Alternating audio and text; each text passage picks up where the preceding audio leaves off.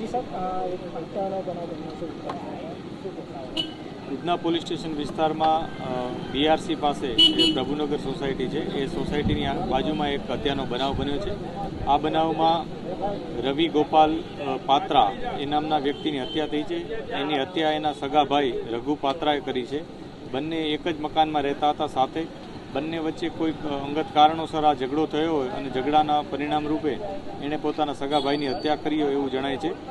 એના પેરેન્ટ્સથી પણ અમે પૂછી રહ્યા છીએ અત્યારે, અને ઇન્વેસ્ટિગેશનના જે બીજા પાસાઓ એ પણ તપાસી રહ્યા છીએ. અત્યારે પોલીસ તત્કાલ 8:30ની આ ઘટના છે, તત્કાલ ત્યાં પહોંચી ગઈ હતી અને જે સાયન્ટિફિક એવિડન્સીસ હોય એ પણ અમે અત્યારે ભેગા કરી રહ્યા છીએ.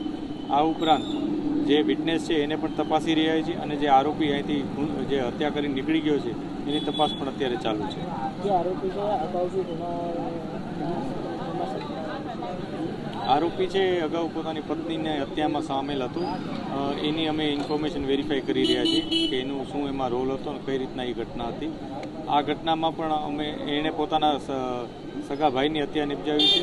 બંને એક જ મકાનમાં રહેતા હતા, એટલે કોઈક એવું કારણ હશે અંગત અદાવતનું કે જેને કારણે આ બનાવ બન્યો હોય.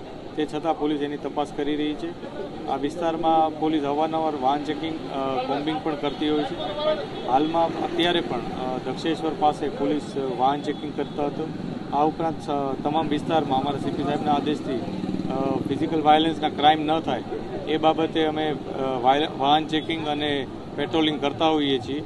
તેમ છતાં કેટલાક અંગત કારણોસર આ ઘટના બની છે એની તપાસ અમે અત્યારે કરી